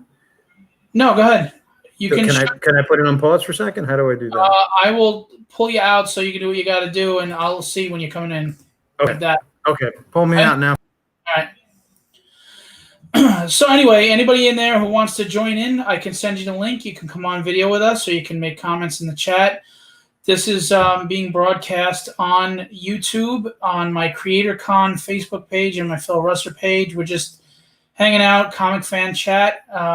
Give me feedback and thoughts if you think this is something we can continue to do, every once in a while, have a nice, just laid back conversation about, yes, full screen Phil. Thank you. Sorry, I'm reading the comments from the Peanut Gallery. And anybody's welcome to join. I have a very open policy. We all love this medium. It's something we enjoy and share. If you look behind me, I have my jam pieces, just some of them. I'm going to be doing like 15, 20-minute shows where each week I take one of the jam pieces and I go through all the different artists that are on there. I show it to you in detail and the process of it. And, it'd be cool to see some art, talk about the artists, etc. We have my Creatorcon Q&A. I don't know if you've all been watching, but I get some phenomenal guests, published DC and Marvel and Image. I also have some great indie people that will be on soon. That you really should check out. And anybody who's indie, please, you're welcome on the show. More than anything, you guys, I want to give the exposure to you. So please feel free to reach out. We are booked through January. Pleasantly surprised and grateful that there's been a lot of attention on the show and people have desired to be on the show. And we have guys like Bob McLeod that are going to be on. We have Alex Sinclair, Joe Prado, Ian Churchill. I am a huge Ian Churchill fan, and he is a top-notch, nice person. He will be on the show. There's a lot of well-known names, and then we have some really great local people that you really should be paying attention to. So anybody can DM me at any time at Philip Russert and inquire about being on. Just know that at this point I'm in January, the last end of January. It's funny that you said that. I reached out to Eastman, Joe, and Eastman declined. He's busy, I guess. And there were a few that I reached out that said yes, but they have to wait a little bit. So I'll have some other big announcements as far as people that be on soon. But yeah, Ian's Supergirl work was fantastic. I loved his X-Men work, his Cable run. I mean, guy's phenomenal. The Outsider stuff he did. But yeah, there's some great artists coming on, and I hope everybody tunes in for their sake. I honestly don't make money off of this. I'm doing it to give exposure to artists, and the big names are to help bring exposure to the indie guys and to try to make the fans have a good time. I pride myself on my shows being interactive. I don't want you just watching, oh, he asks a question, he answers. You are involved. You will be in the chat along with everybody else. As far as when Meredith is on, she'll be on by herself, and David hopefully will be on at a future time. He hasn't confirmed yet, but I'm hoping that's the case. So I will let you know. Gallo is back. Thank you, guys. So, yeah, so I was just saying, we have a lot of great guests coming on Q&A, and we also have some indie people. Tante says, don't worry, I'll watch naked. As long as that's why you're not accepting a request to come on a video, which I do appreciate because that makes that a totally different show. We're actually on an hour and 23 minutes. I can't believe this. We've had a pretty good audience all this time. I appreciate that, you guys. Surprised we didn't bore anybody to death. Well, I'm kind of charming and entertaining, so. It's probably the peanut gallery that's keeping everybody in here. They're like, look at these clowns talking in the chat room. But a lot of people with nothing else better to do today. Well, honestly, we're all stuck at home. A lot of people are working now, but I am grateful for everybody that tunes in. Every single person that tunes in, I do appreciate it. I hope we're entertaining. I hope you enjoy it. If you think there's something we could do better to make it more fun, then please DM me and tell me. I don't have an ego. I don't get offended. Obviously, if you put it in a respectful way. But yeah, and like Gallo, he's a fan of comics. He came on just to chat and have a good time. Anybody else is welcome to do this as well. We can have up to 10 people in this chat. If anybody else wants to join in, you tell me. I can send you a link. Except for Dante, because I do not want to see Dante's balls. That's just something I don't want to see. Sorry, Dante, you're a cool dude and all, but Maybe people can send in a ideas for future stories I was about to say that. Thank you. Awesome. Yeah. If you have ideas for future chat, discussion topics like, Marvel movies, we can go back to the Dolph Lundgren Punisher and then Hasselhoff, Nick Fury. And I think the one Marvel movie that is not getting credit, it was the first major Marvel movie that did well, was Blade. Yeah, absolutely. It was an awesome movie, and the sequel was really great too. And that really, people forget that that's a Marvel movie. Joe DeMarco said he wants to see your balls, Dante. So you can have a private discussion on the side. Maybe you guys can hook up like a dating app or whatever you want to do, but that's between you guys. We welcome everybody here. This is what they're writing. Oh my God. These are the clowns that I call friends. I guess I'm guilty by association. Yeah, listen, honestly, everybody on the Doctor Strange TV movie, I brought that up to somebody the other day. Dante had just mentioned that. Yeah, he looked the part, and it was a little cheesy, but it wasn't terrible. I mean, it wasn't like that Captain America with the helmet. Yeah, Joe, you said we. Yeah, sure, Joe. Okay, Joe. I remember seeing the Doctor Strange movie 1979 on CBS. I don't know if that's a real website, but please take that off the chat in case it is. I do not want that up here. He put up, I'm assuming, a joking website, but it's not appropriate, and I can't have that up here. Please, Dante, take that down. Oh, boy. Sorry, Gallo. What were you saying? I remember seeing the Doctor Strange movie, the TV movie. I think it was 1979. I saw it on CBS late night, and I stayed up extra late for it because I had to go to school the next day, and I wanted to see. I was like, "Wow, I can't believe they have a Doctor Strange movie." I always thought that the Spider-Man TV show was horrible. I never got into it. I hated it. It was terrible. I mean, I actually don't even like the actor that played Peter Parker. I never did. Wow. I mean, I just I forgot his name, but I know what you're talking about. He was kind of a wimpy Parker, wasn't he? Yeah, there's something about him that just rubbed me the wrong way. I don't know why. But the Hulk was an awesome series, and you just had high hopes for Marvel stuff coming out at that time, But that Doctor Strange movie, that was funny. Very low budget. Like you said, he kind of looked like I don't want to say it, but he had the 70s look. He did. You're right. Oh, Joe. Kind of like he looked a little like an adult film star. That's what I was going to say. Sorry, Gallo. We're on 3 different platforms, Joe, so you're probably not seeing everything because they're on YouTube. But either way, Dante, if you could just make sure it's gone. Sorry, Gallo. So finish what you were saying. Yeah, I thought the actor kind of looked like an adult movie star, a film star. That's what I mean. But he did have that 70s like poofy hair, right? He did. Yeah, exactly. Parker too. He looked like one of the Boys or something. It was just, it was what it was. I thought it was. Maybe when I was a kid, I thought it was cool. Like, wow, they did it! I can't wait for the next one. And I was always waiting for a Daredevil movie. That never happened.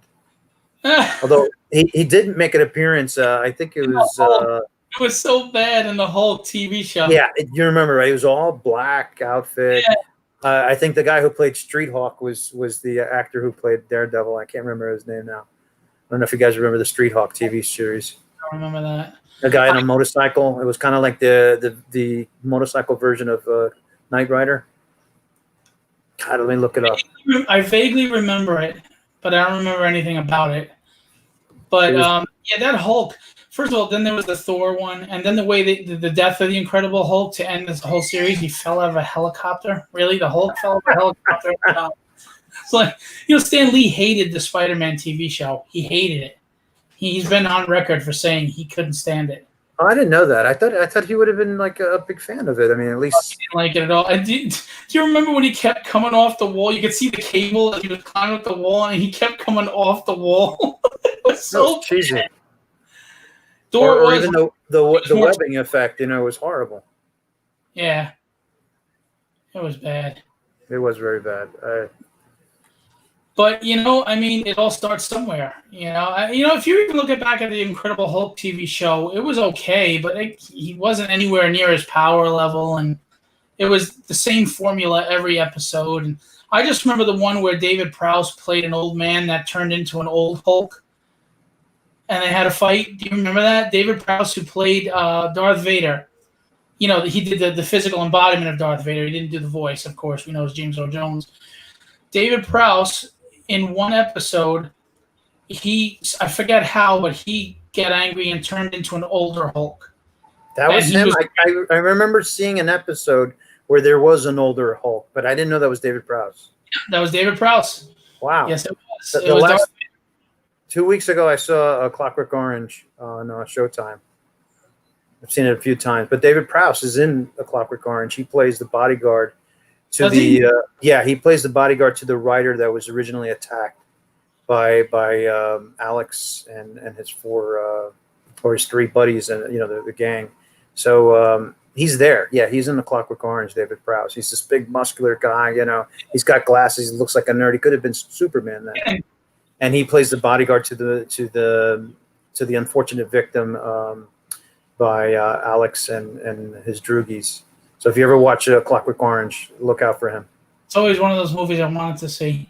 Hey, you talking about Sasquatch from $6 Million Man, or you talking about an old Saturday morning TV show?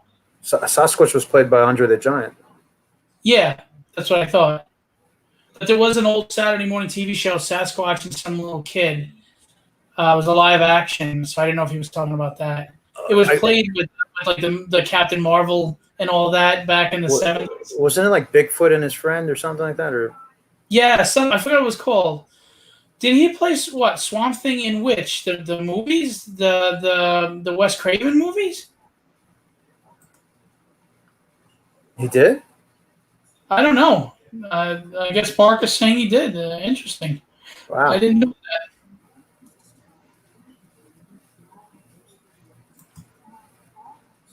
Hulk where he photographed pretending to be a Bigfoot. Oh, I don't remember that one. He's saying that there was an episode where the Hulk fought a guy pretending to be Bigfoot. I don't remember that one. I remember he fought a grizzly bear of some sort, and he tossed him in the air and fell into a creek or something. Hulk has a helicopter, and he's dead. It's like, what? Oh, the TV show Swamp Thing he said he played. I didn't know that. David Prowse, Darth Vader, played Swamp Thing in that Channel 9. Was it Channel 9 TV show? Yes, it was appeared on Channel 9. Yeah. Nightmares, and then Swamp Thing was on. I think it was also on USA, wasn't it? USA I don't know. I Network? just remember Rhonda Shear, and anything after that I don't remember. USA Up All Night. Do you remember Rhonda Shear? You don't remember Rhonda Shear? She was on USA Up All Night. And she would do like the in-between commercial spots and talk. She was this attractive blonde woman. I don't remember that. This is going way back, and no, I don't remember. You remember her, right? I know Thousand does. But anyway, it was before Gilbert Gottfried took over with USA Up All Night, and it was like, no, we don't want Gilbert Gottfried after some beautiful blonde woman. What the heck is this? What did tell you that I like USA. It's like, what the hell, man? We got to get back on the CGC talk. Yeah, really. All right. We need a topic. I mean, we're just all over the map here. It doesn't matter. The topic is free-flowing conversation. Let's have fun. I mean, that's the point of a chat, right? If we were sitting at dinner right now, our topics would be going all over the place. It's fine. We had a main focus. But were you watching Rhonda Shear in between flipping to Cinemax at the time? I don't even know who One Plump Nation is, but that's funny. Cinemax. I remember Cinemax had the soft core stuff going on at that time. They called it Skinemax, right? Yeah, Skinemax. That's right. Yeah. That's oh, my funny. God. All right, we will go back to CGC because this is really going in the dumps. So we started off talking about CGC. I'm not a fan of it. I mean, I do understand the need for it, but I feel that it's made my childhood love into too much of a business. I mean, it was always a business. I get that. but I feel it's brought more investors in and it's put more value on the monetary value of the books than the the quality of the writing and the stories and the art, etc. Gallo is an avid fan of CGC. He's much more knowledgeable than I am, to be honest. And he gave his points as to why he felt it really was good for the industry. Anybody who wanted to chime in on their thoughts about it, come on in, or say it in the chat room. I remember ISIS, Keith. Nice. Anyway, so yeah, I'm just an old school collector. I don't have one slabbed book. The only thing I have slabbed was at my show last April.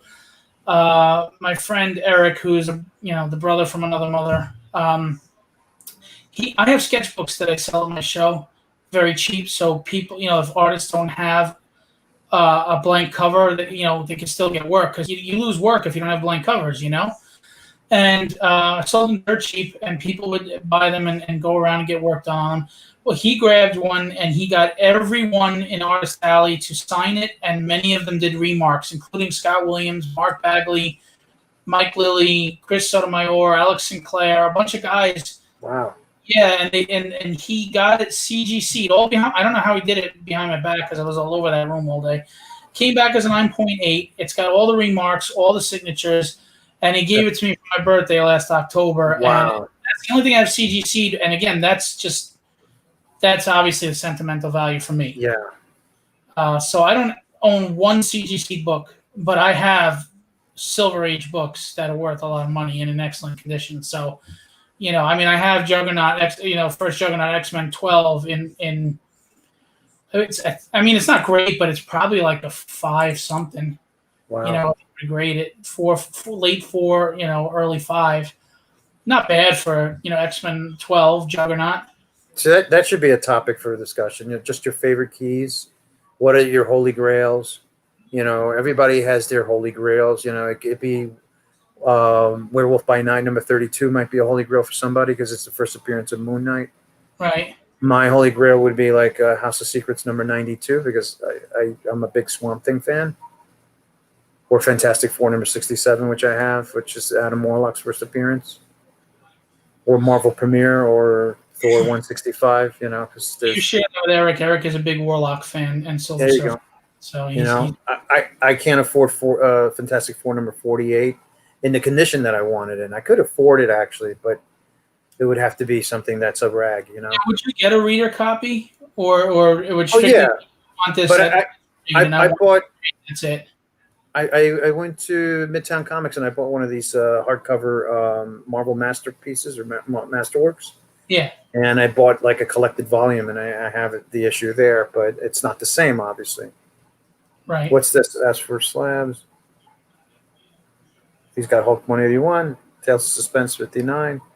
Wow. Ooh, there's a topic I got for you. You ready? We discussed this. Wolverine's first appearance is labeled as 181 because they say it's a cameo, even though he's a full body in the panel before. 180. Yeah. 180. And there's no dialogue for him. But I always, and again, this is just my opinion. The law of the land is 181. If it drives the story, I would think it's more than a cameo. You and I discussed this, and Wolverine, was the drive of that story. They had to eliminate this threat, this issue, of the Hulk, and they were going to do it. And especially with him blowing up and being as big as he is, I just don't think it's a cameo in 180. I think it should be considered his first appearance. Also, I came from old school where I remember where cameos used to be just, a shadowy figure, or just like a head shot, but not the full body. They show him in full in 180 in the last panel. So I always felt that Wolverine should be his first appearance in 180. Any thoughts? You? Anybody? I think it's a cameo. And I remember Fantastic Four number 67. Adam Warlock appears for just 2 panels, and people think it's just a cameo. But he is a major part of that entire story. In fact, he's in it in 66, and he's in it in 67. And in 66, he reaches out psychically to Alicia Masters, and they have a conversation right. Telepathically. And then it isn't until 67 where she sees the cocoon and she's actually engaging in conversation with him, and everything that's around him, it's all discussing him, who would become Adam Warlock. And then he finally comes out of the cocoon at the very last page, and in the last 2 panels, you see him and from head to toe, you see him come out, and he's there for just 2 panels. But in my opinion, he is. I mean, he's the center of the story. You know, if it wasn't for him, you wouldn't have the story. So he was too involved in that story to become a cameo. But in Hulk number 180, it's really Wendigo that the Hulk is after, right? And I didn't read the actual story, I'll be honest, but I understand that it's Wendigo, the Hulk. They're 2 monsters going at it. It's another typical monster, you know, fights another monster of the week kind of story. And then, of course, they send this Canadian agent, the Wolverine, to eliminate the Sasquatch or the Wendigo. And then he makes his real first full appearance, because now he's suddenly siding with the Hulk in 181. And that, to me, makes more sense. He made a full appearance in the last panel. It wasn't a headshot or in shadow. He's right there, full body, full costume. I got you. But, I mean, does he have any dialogue? Do you know anything about him? It's I get it. But you know, you could have dialogue and still a cameo, technically. But look, I don't like, if someone says they feel it's a cameo, I don't argue with them, because I can see it going both ways. You know, I just think there might have been ulterior motives to make 181 the first appearance as opposed to 180 at the time. You know what I mean? But in Strange Tales number 180, Gamora makes her first appearance, but it's only 1 page, and it's like maybe 6 panels. She doesn't name herself. You know, she talks to Pip, and their dialogue is more about Adam Warlock and Thanos. And then it's not until 181, the next issue, and it's funny, it's 180, 181. Anyway, 181, she comes out and says, "My name is Gamora, the deadliest woman in the galaxy." Yeah. You know, and now you get more from her, more interaction, and she talks about her background and stuff, and she interacts with the characters. Talk about a background. No. That's what it sounded like you were going to say. My voice is parched. Maybe that's what it is. You know, it's easily debatable whether or not that's her first appearance or not. I'm sure there are people who would disagree with me, but the whole cameo first appearance thing is a big contentious issue with the Hulk 180 and 181, as well as Fantastic Four 67 or Thor 165, what most people think is Adam Warlock's first appearance. Because now you get a full-blown story with Adam Warlock, and he's fighting Thor because he's kidnapped Sif from Thor. You know, I got to tell you, Mark, man, you come out with some gems. Ooh, look at this, and this has some credibility to it. Cameo wouldn't count as we didn't know who he was at the time. Think about it. Is it a cameo if you don't know who it is? Like, we knew it was Stan Lee. It's a cameo because it's someone famous. It is a hindsight rewrite, which is true, but that actually is a point I've never heard before. That is awesome, Mark. That is a good introduction to the whole debate about if that's cameos. That's true. If we don't know who he is, how is it a cameo? It's a first appearance because this is the first time we see him. It's a cameo if it's someone we knew. That's interesting. That's interesting. You know what? I think he just solved everything. So 180 is the way to go. No, I'm telling you, that's brilliant, Mark. God, you are definitely smarter than you look. Oh, sorry, didn't I? I'm just kidding, Mark. Go after all the raw 180s and start slabbing them. Well, 180 went up because people can't afford 181, so there was a demand for 180, and that's gone up now too because everybody's like, well, I can't get 181, I'm going to grab 180. Well, you also have that movement of people believing that it is the first appearance. Oh. So there is a school of thought that way. So and now Marcus really pointed out something that I never thought about. So, Ooh, interesting. We made history. Yeah, dude, that is awesome. Yeah, if it's a cameo, it would have to be someone we knew. It doesn't count if we don't know who they are. Awesome. Like in the Deadpool movie when the Vanisher gets electrified by the wire, it was Brad Pitt. Well, if it was Bob Simmons down the block, we wouldn't call it a cameo. It was just some actor playing the Vanisher. It would have been his first appearance. Yeah, sweet. Yes. Oh, my. That is awesome. Thank you. Yes, man, Mark is full of treasures. So, all right, that adds to that. We're going to wrap up soon because this has gone on pretty long. We've maintained a pretty good audience, so we must not be that boring. I can't see the audience. I don't know how many numbers we have. What have we got? 9 in here right now, but we had as many as 20 people in here. Or no, I'm sorry, 12 to 15. 12 to 15 people. Really? Yeah, we had 12 people for a long time. 12 or 14 people. We've either been entertaining or been in the background for a lot of people.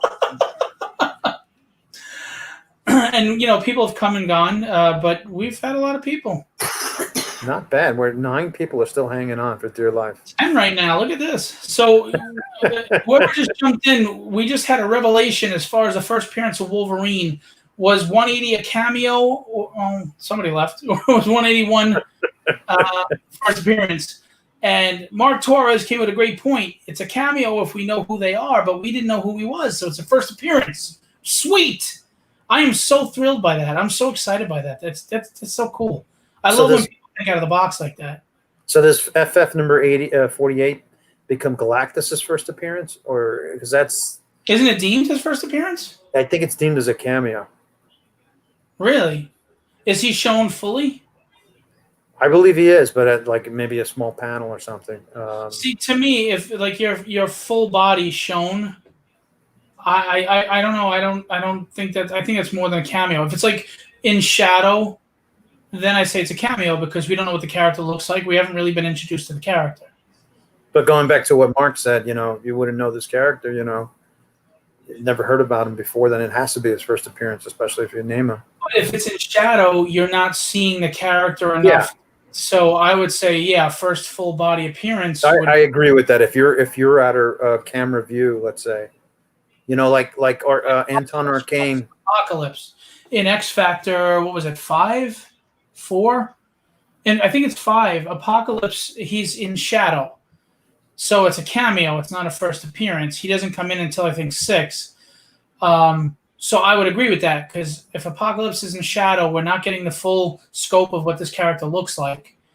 It's not an appearance. So, but I remember Anton Arcane.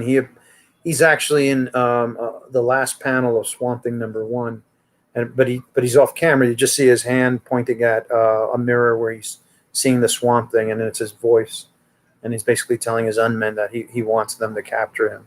And then he makes his full appearance in the next issue. So he's out of camera, but his voice is there.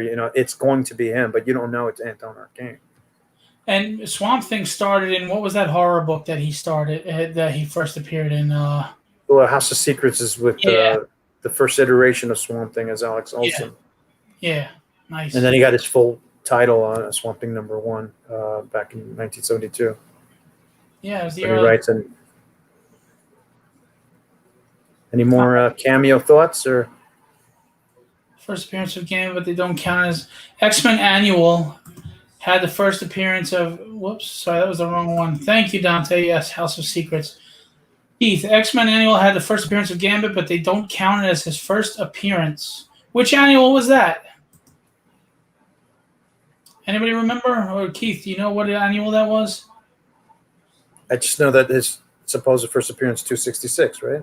Yeah, and in issue 85, the last panel has Cable appearance in it, but they don't count as good. Yeah, no, I really think that the market and had kind of decided on their own what's going to be the first appearance. I think they do it all the time. Not the market, the companies are deciding this a lot, and people just follow and go with it. Because, again, I remember when a cameo was only when they were in shadow, but a first appearance was the first full image of the character. Unless I'm mistaken, I remember that's how it was kind of in the 70s. But it's changed in a lot of ways, especially with Wolverine. But I don't know what annual Gambit first appeared in, but I do know about Cable, which is true. He's in the last page, the last panel of 85. X-Men Annual 14. I'll have to look that up. Interesting. Interesting. Were there any advertisements that showed Wolverine, a preview of Wolverine? See, that's another good question because a lot of people are starting to see that. I don't know if Wolverine was the character I'm thinking of, but they discovered that there was in some fanzine kind of thing or something a picture. Maybe it was Wolverine actually, and people are now arguing that was his first appearance, or that makes 180 his first appearance, and that was the cameo. I'm not sure.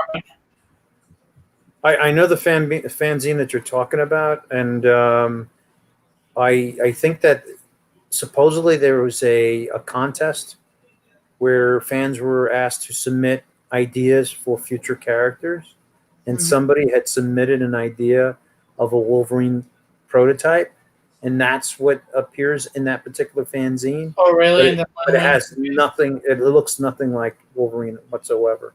I mean, there's similarities to it, but it's not the Wolverine that we get to see in Hulk 180 and 81.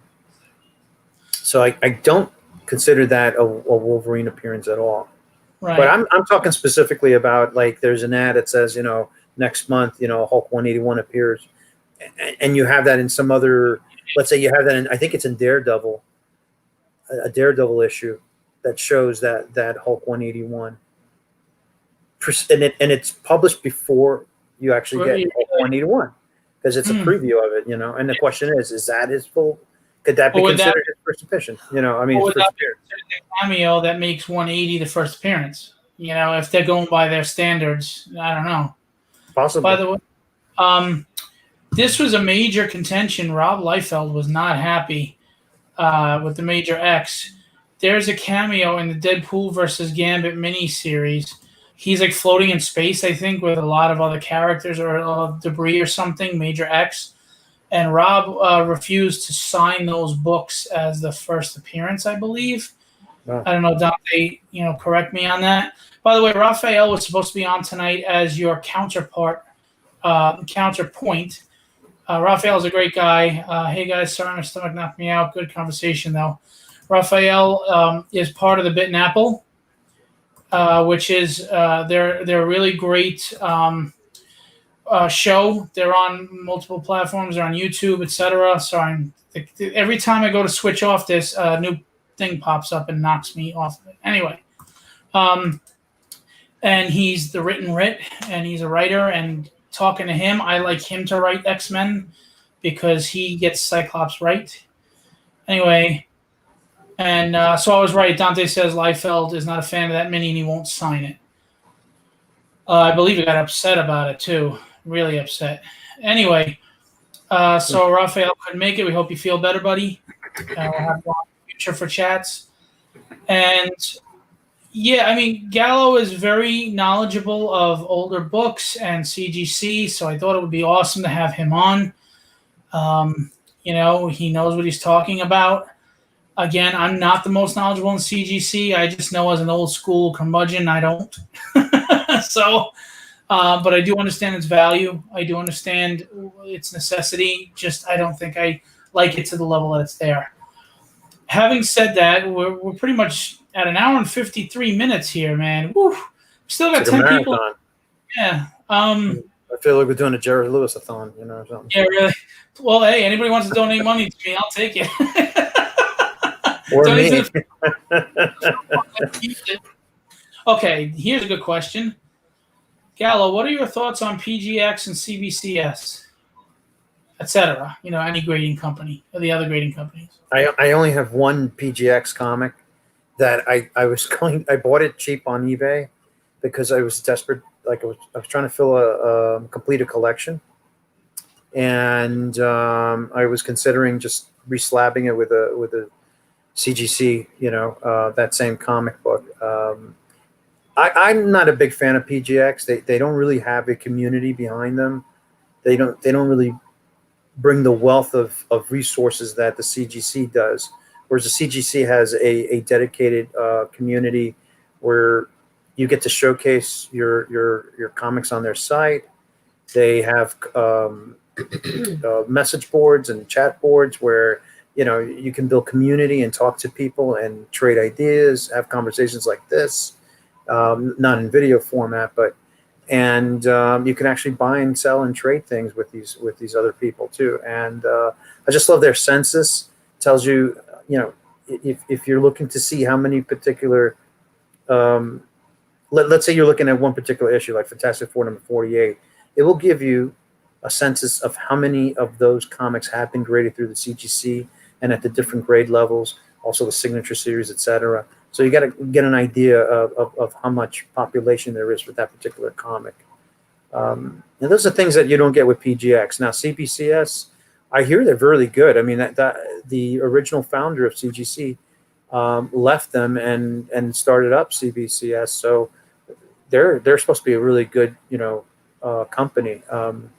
I have yet to use them or buy from them, but they're solid. I will consider them because they do put out a nice slab, and they're good too. There's nothing wrong with buying from CBCS. I mean, PGX people are not bad either, but they're far cheaper than any other of the third party graded comics. So if you don't care about I don't need a CGC, I don't need a CBS because I don't care about the investment side of things. I just want to own the comic. I would go with PGX then. Right, because you're not spending as much money. Yeah, you're not paying big dollars for them. There's a big difference, in a good 25% difference in my opinion, between a CGC comic and a PGX graded comic. CBCS falls slightly shorter in terms of value than the CGC.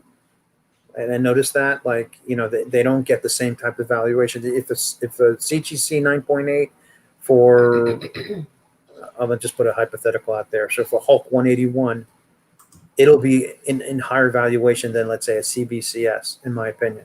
I just noticed that. Well, it's like anything else. When a company gets a reputation, then all the artists are jumping on board, CGC, and they get the reputation of being the guy. Even if the quality is the same with CBCS, people go for name. I'm sorry, They do.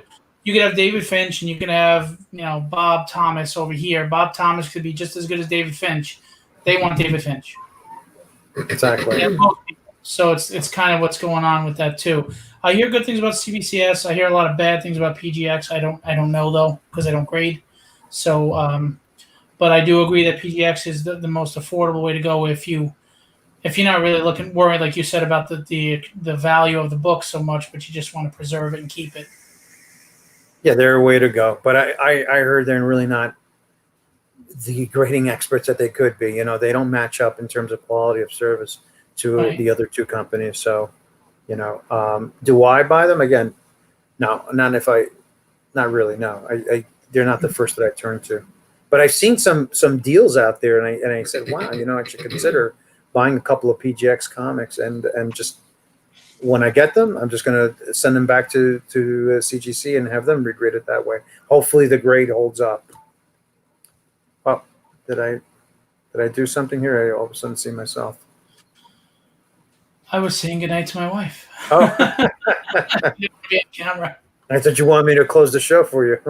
Hey, all right, Gallo, it's all yours. Hey. We should actually close up because at this point, we're at 2 hours, and I don't know if people fell asleep, and that's why they're still in the room. But I know we lost the peanut gallery. The funny thing is, one of the three that was joking around just got Facebook jail for using a word they shouldn't have used. Oh boy. Yeah, so they're out. They were kicked out a while ago, and the other two apparently got bored and moved on. But they provided entertainment nonetheless.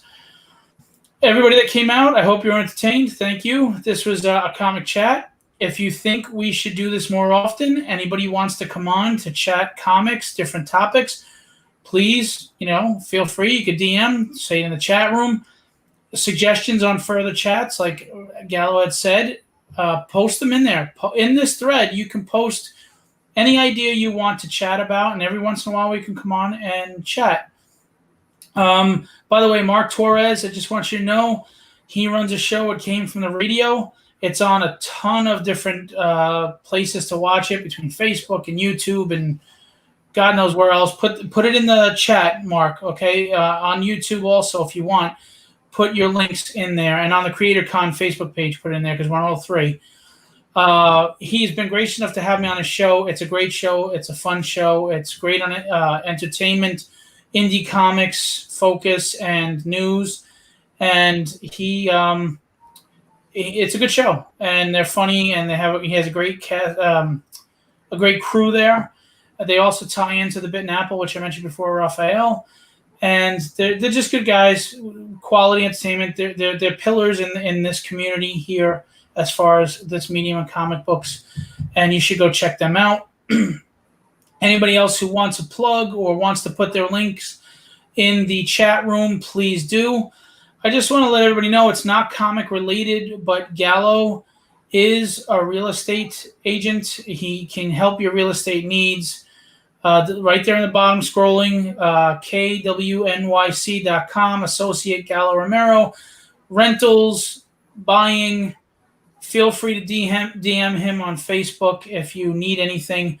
And if you want any information about CGC or any advice or any wisdom as far as comics, he's a guy to go to too. You could DM him, friend him, see what his thoughts are. Anyway, we had a good show. It was our debut on YouTube and the Creatorcon page on Facebook. We had a pretty good turnout considering we didn't promote this announcement. We just came on and this was supposed to be just carefree fun. Gallo, you were actually an awesome guest. Thank you. Thank you. Thank you. And to everybody that came out, thanks. To everybody that participates, I appreciate that. You guys make the show, including the Q&As. When you guys interact, it makes the show better. I think that's where my show is a little different than others, is I make sure the people in the chat room are involved. So when you come to my Q&A show, we answer your questions. We see what you're talking about. We bring you in to the conversation.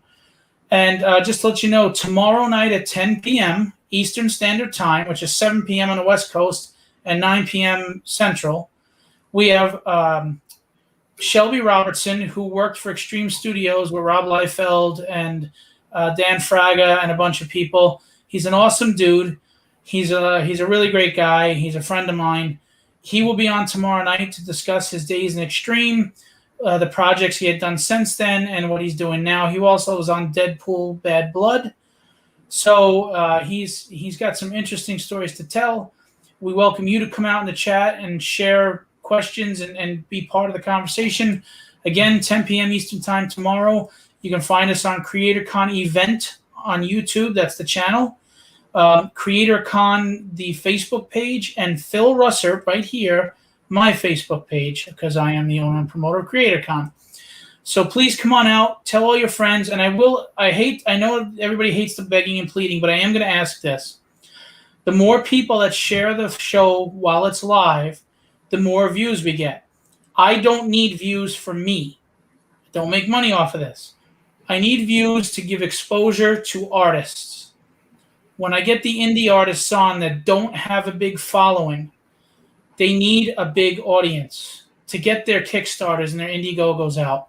When I get a Bob McLeod or a Joe Prado on, it's obviously for fans. It's because I love talking to these guys. But it's also to build an audience so that when the quote-unquote little guy comes on, he has an audience. I want that. I want to help these artists, these indie artists, these struggling artists. We just had Pencils Down. There's no cons. They're losing commissions because people don't have money. So I want to help them out because this is the medium I love. So I promise you, when I beg for views, it's not for me. It's for them. So share the show live as much as you can. Get these guys the exposure. And any one of you in there, if you're an artist or a writer or a creator and you want to be on the show, you're welcome on the show. And you'll have an audience too. And we ask that they share for you as well, okay? So everybody, I wish you a good night. Thanks, Gallo, for being a guest. And I'm going to leave you with what I always leave you with. Have fun storming the castle. Take care, guys.